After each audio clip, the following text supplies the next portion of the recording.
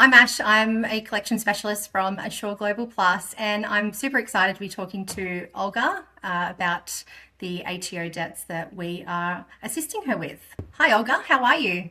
I'm good, thanks, Ash. How are you? Thank you for having me today. Tell us little bit about Tax Assure. So, we're very niche, very specialised. We help people that find themselves in a predicament with tax debt. We help them get into a payment plan. Where possible, we get rid of the interest and we stop any recovery action. So, we don't do any restructure, we don't do any insolvency, we don't do any accounting, we don't do any legal disputes. It's just assisting people with long term payment arrangements to buy that time, to buy that breathing space so they can get on with running their business. At Ashore Global Plus, we deal with unpaid invoices and cash flow issues every day. And one of the things that we've noticed is ATO debt usually isn't the first problem.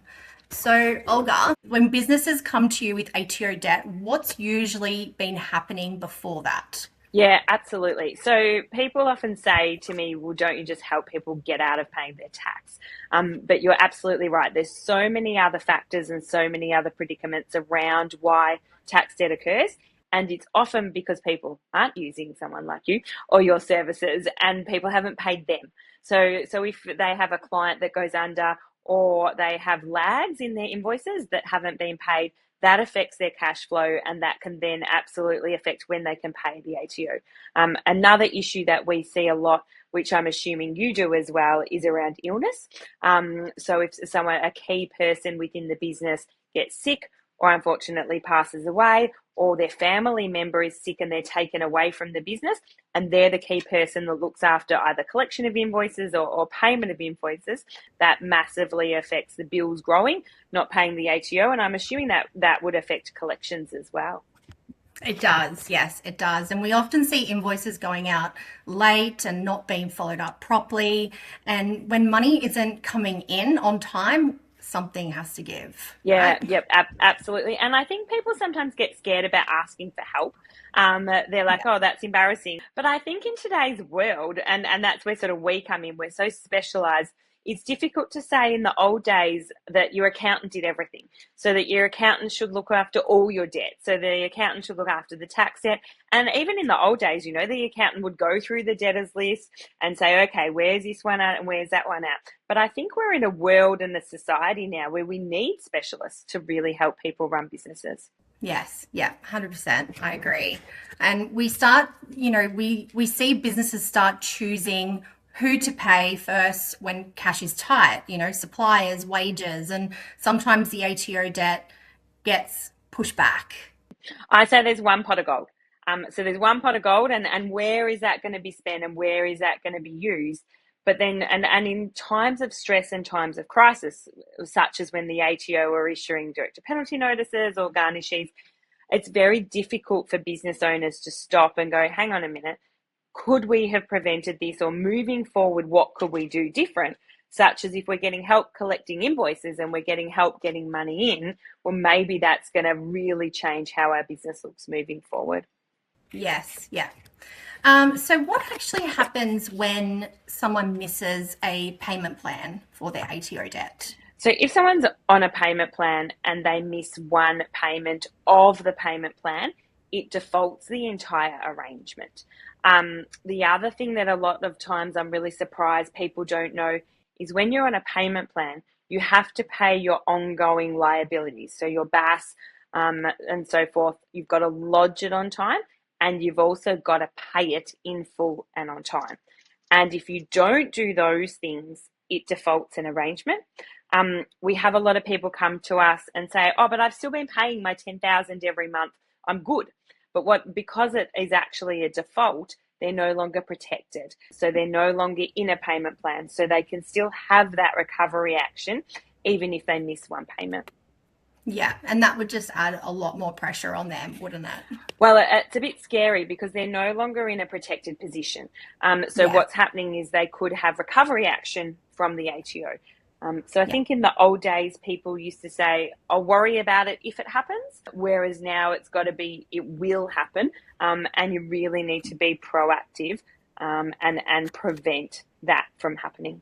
Have you seen a difference when you're looking at collections, on how quickly people are paying or how slowly people are paying, and more businesses needing that sort of extra prod and that help from you guys? 100%, yes. And we see it every day. There's people that are paying very quickly, and others are just putting it on the back burner, dealing with other larger debts first rather than the smaller stuff. Things like, ATO debts, of course, they're number one for a lot of businesses that we're chasing at the moment. And then, like you said, earlier with illnesses, that we see a lot of people having a lot of illnesses as well, which is also pushing back debts because they're having to pay for treatments or, there's a lot of pressure on them to pay all of their debts when they're not able to work to bring in that money. By picking up the phone and talking to someone, I think that comes across a lot better rather than sending an email. An email just gets pushed under, they're just going to ignore it.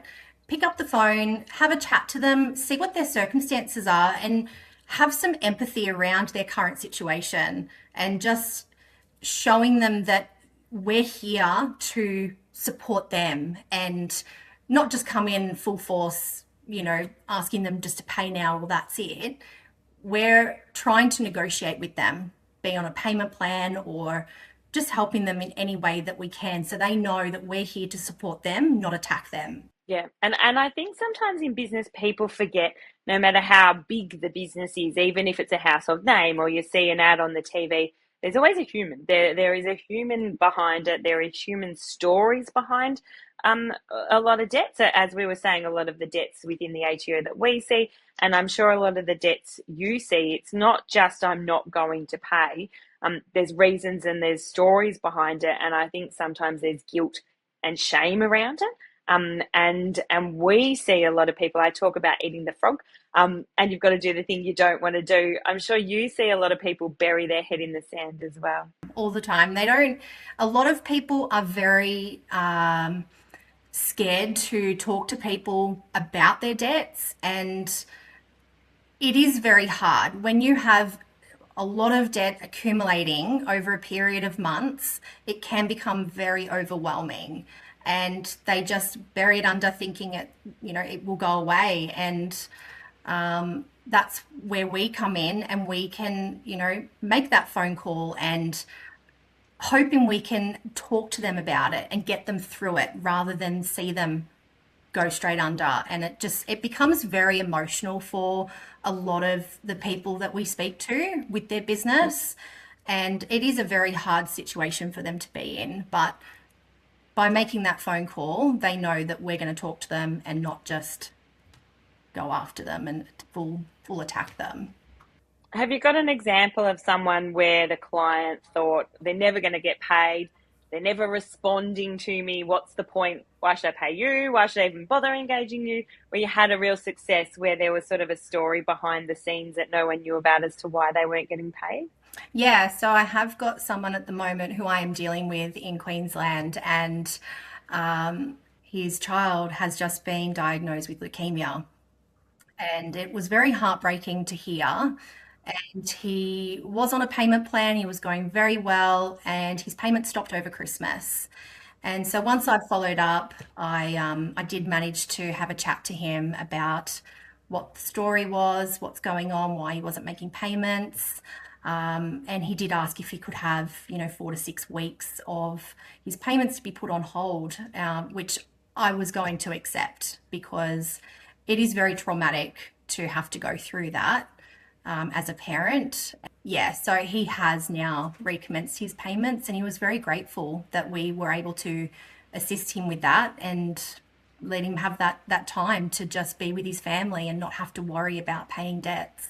And I think again, I keep talking about collection specialists and debt collectors. To me, with my background in law, that's not whatever enters my head.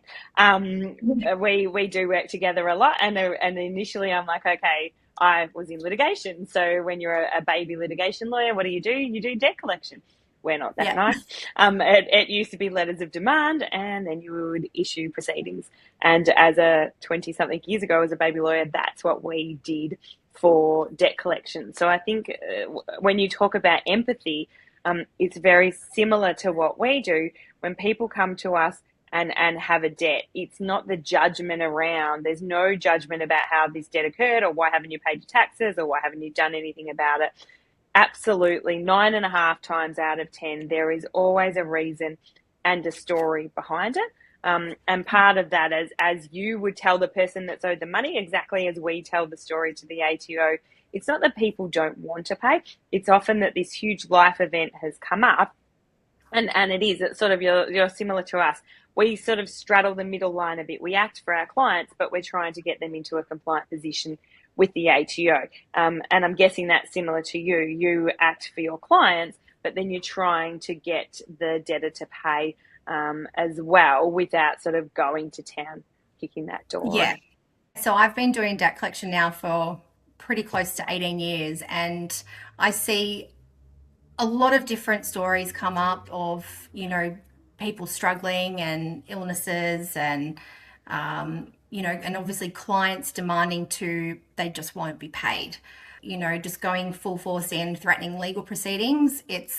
I find that that's not the best approach. I think the best approach here is picking up the phone, having a chat to them, and just understanding their current position. That's the first step. And I feel that that is one of the best steps that I've taken. I've picked up over the last few years that I now do here at Ashleigh Global Plus that works very well. There are clients that have just wanted to go in and just threaten legal proceedings and commence straight away. And I think that just puts a lot more pressure on, especially small businesses. Yeah. It puts on a lot of pressure, and it doesn't really get anywhere at the end of the day. They incur more costs, more interest, and you just don't see a recovery at the end of it. How did you get into debt collection?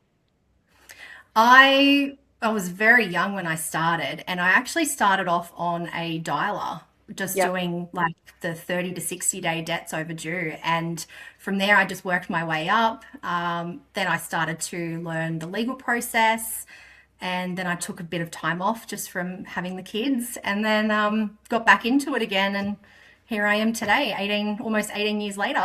Brilliant. What's the quirkiest thing people say to you when they find out you're a debt collector?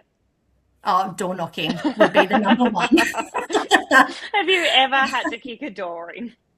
No. Yeah. We've got the agents to do that. Oh, that's fantastic. So we've talked a lot about the great work that you do, and negotiating with people and talking to people and the responses and the circumstances.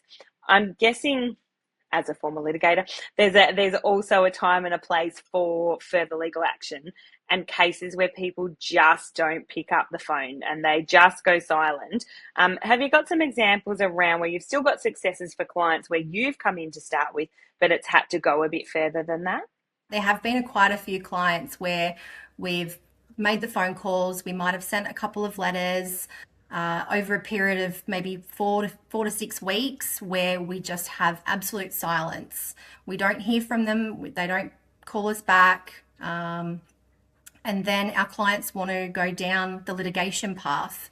And it is an unfortunate event where the client does have to outlay those costs to take that path. And of course, then the debtor that we are pursuing does need to repay those costs and interests. And it has led to a recovery once we've commenced those proceedings. I think it's important to note when it gets to that point that you do recover costs. So that once solicitors are engaged, those solicitors' costs are included in the claim. Yeah. So a lot of our clients have got clauses in their contracts where they can recover the costs that they have to outlay when they're commencing legal proceedings, as well as interest, and some of the time also debt recovery costs.